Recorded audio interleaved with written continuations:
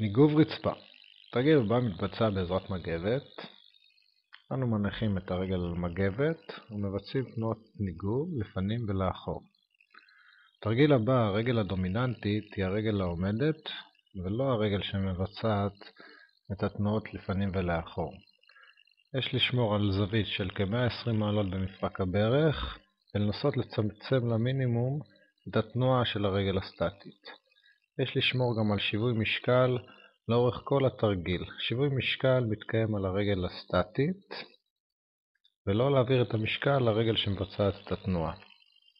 את אותו דבר אנו מבצעים בתנועות צידיות, החוצה ופנימה, כפי שניתן לראות כאן.